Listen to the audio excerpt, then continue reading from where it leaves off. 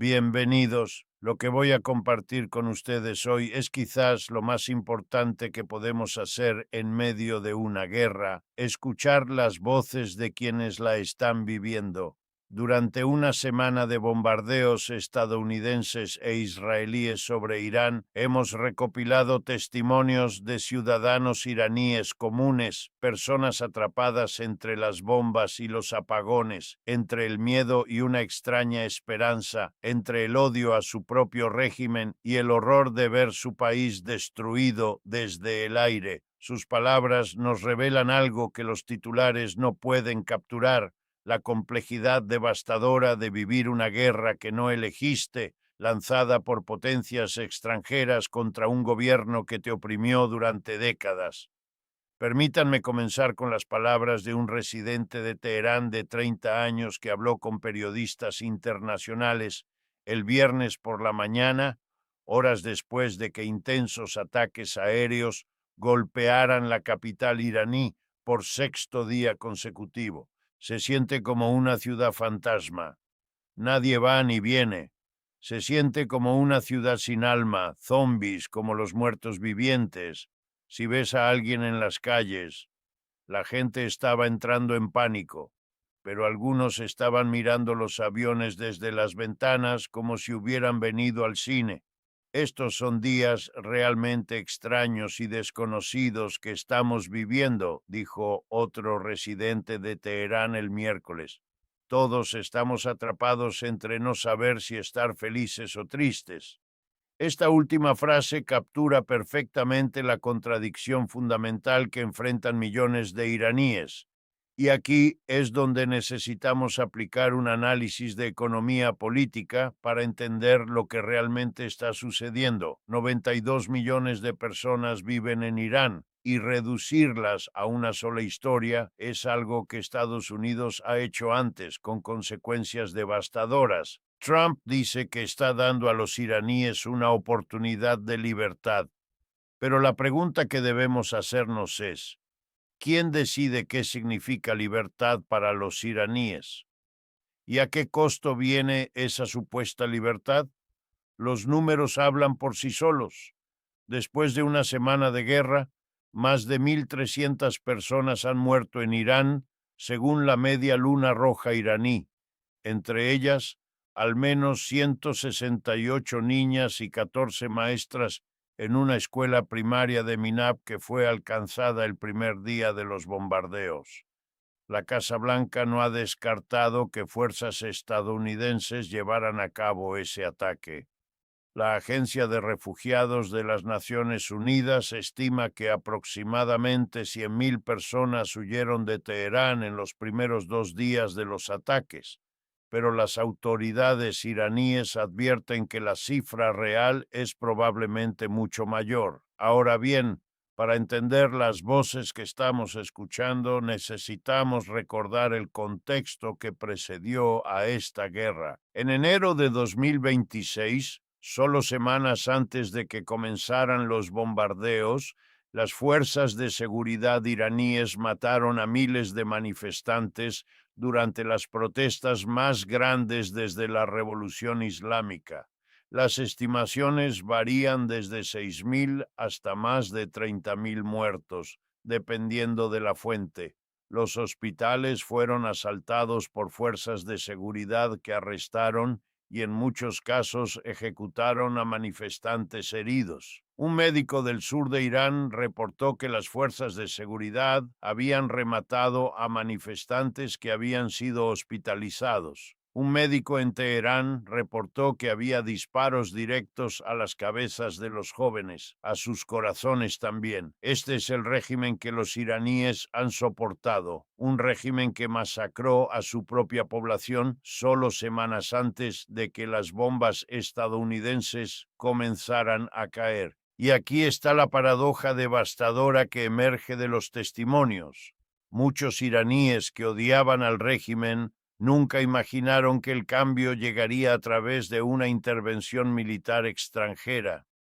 Un enemigo nos está atacando, nos está bombardeando en masa, y sin embargo no estamos molestos, dijo un residente de Teherán.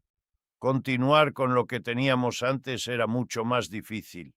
Yo y mis amigos siempre decíamos que, por supuesto, esta guerra y este ataque son peligrosos, hay incertidumbre y peligro, pero esa otra situación era mentalmente más difícil y más peligrosa que esto ahora. Esto se refiere a las décadas de represión del régimen. Más recientemente, durante las protestas antigubernamentales de enero, las autoridades mataron a miles de manifestantes y sumieron a todo el país en aislamiento internacional con un apagón de Internet casi total.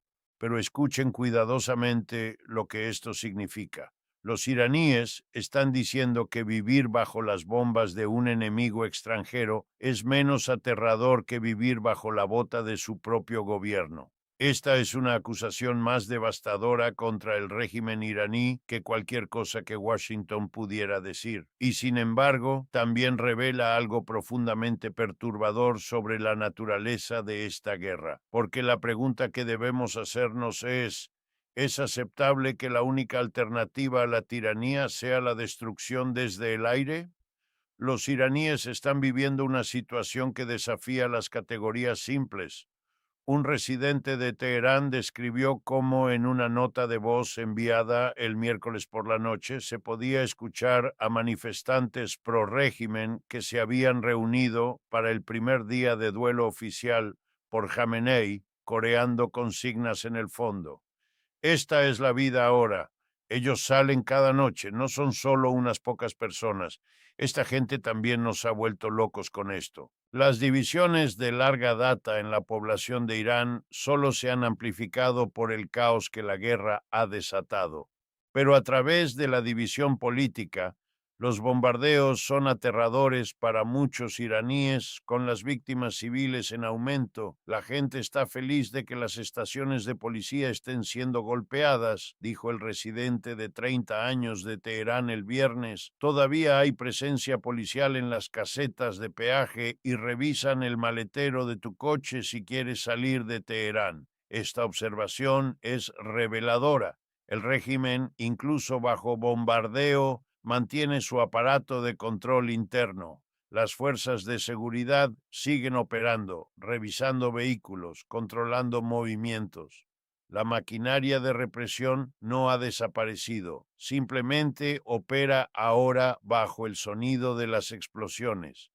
Imágenes satelitales muestran que el edificio que albergaba la infame policía de la moral de Irán en la calle Gisha, en Teherán, fue destruido después de un ataque. Para muchos iraníes, especialmente mujeres, esta policía era el rostro cotidiano de la opresión, la que las arrestaba por no llevar el hijab correctamente, la que las golpeaba en las calles. Pero la destrucción de ese edificio no significa libertad, significa un vacío que nadie sabe cómo se llenará. En la ciudad costera de Bushehr, un residente contó que el impacto de una bomba dirigida a infraestructura militar fue sentido por personas en pequeños pueblos cercanos. La guerra no distingue entre objetivos militares y vidas civiles con la precisión quirúrgica que Washington pretende. 13 instalaciones de infraestructura sanitaria iraní han sido identificadas por la Organización Mundial de la Salud como alcanzadas durante la guerra, además de una instalación de salud en el Líbano. Y aquí llegamos al punto crucial del análisis de economía política. Trump dijo a los periodistas que quiere participar en la selección del próximo líder de Irán. Vamos a tener que elegir a esa persona junto con Irán. Vamos a tener que elegir a esa persona, dijo Trump a Reuters. Comparó el esfuerzo con el papel de Estados Unidos en reemplazar al presidente venezolano Nicolás Maduro en enero. Esta es la lógica del imperio hablando con total transparencia. Estados Unidos bombardea un país, mata a su líder, destruye su infraestructura y luego dice que elegirá al próximo gobernante. La secretaria de prensa de la Casa Blanca, Caroline Leavitt, lo expresó con brutalidad.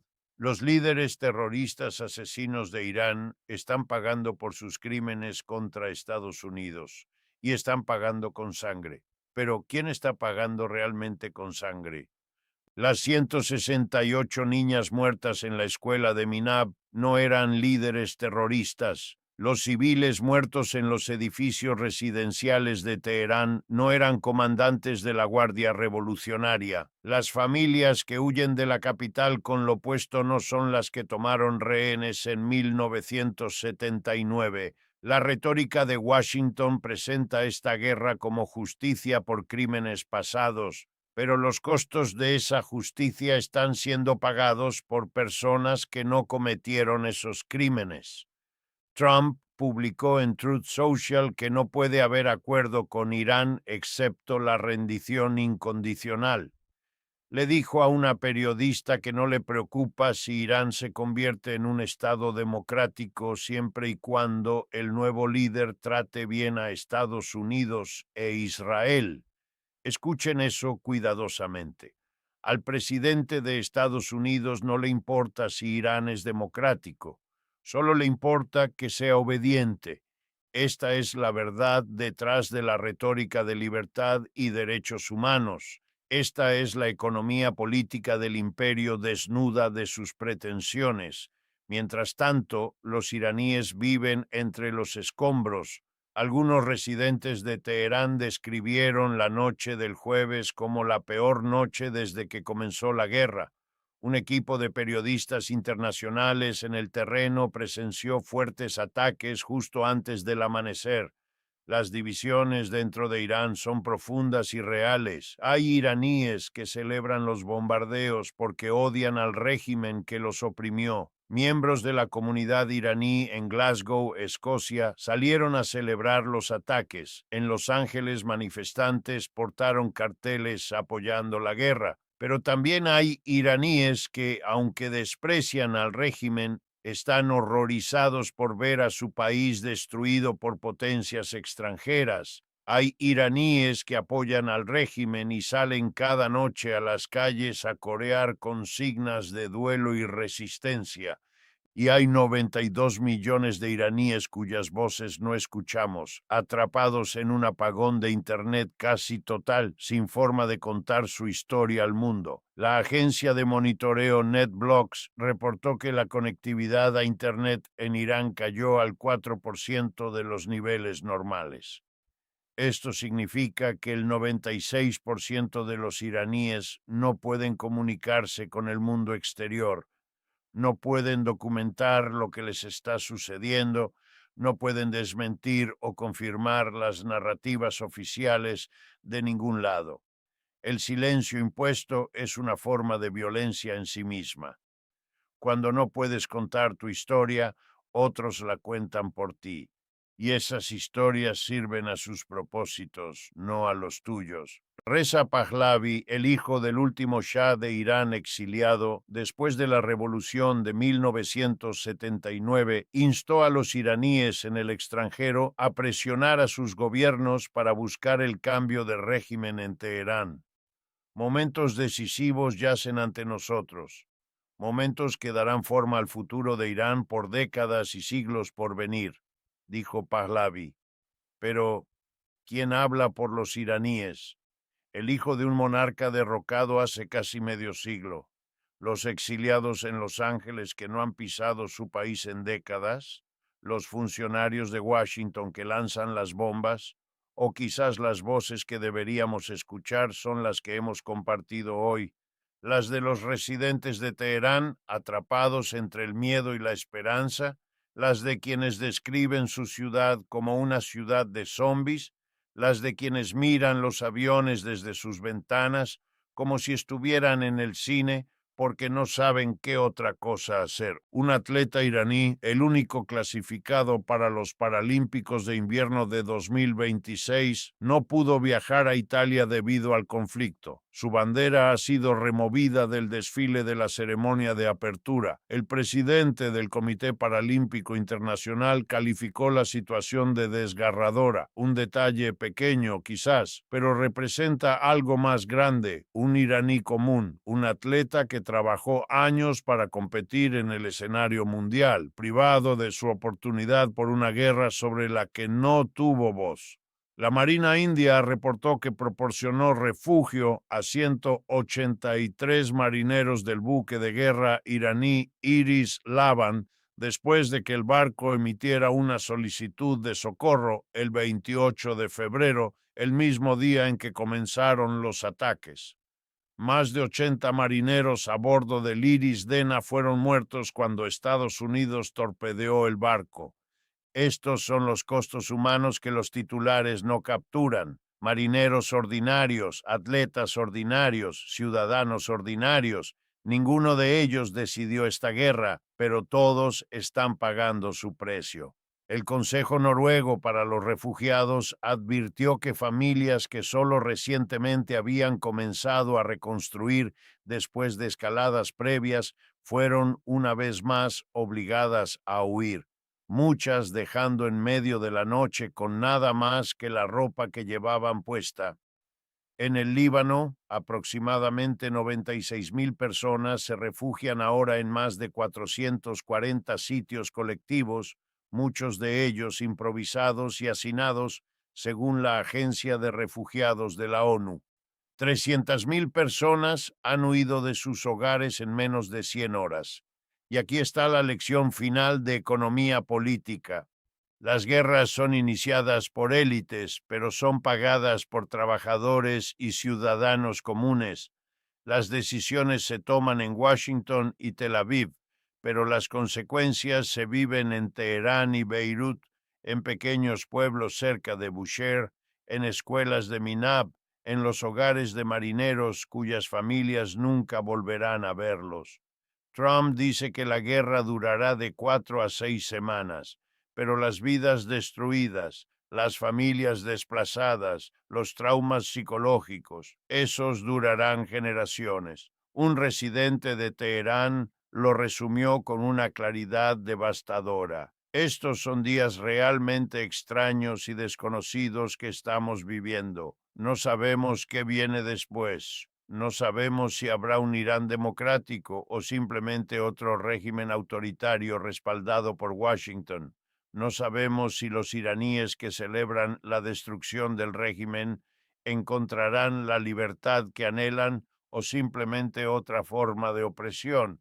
Lo que sí sabemos es que 92 millones de personas están viviendo una pesadilla que no eligieron, que miles de niños están muriendo en bombardeos que supuestamente les traerán libertad, que las voces más importantes en esta historia, las de los iraníes comunes, son las que menos escuchamos, porque en la lógica del imperio, los sujetos de la liberación no tienen voz en su propia liberación, son objetos, no actores, receptores de bombas, no ciudadanos con agencia, y mientras Washington debate estrategias de salida y objetivos militares, los iraníes siguen viviendo entre las explosiones, preguntándose si estar felices o tristes, mirando aviones desde sus ventanas como si estuvieran en el cine, porque cuando tu mundo se derrumba a tu alrededor, a veces lo único que puedes hacer es mirar. Manténganse informados,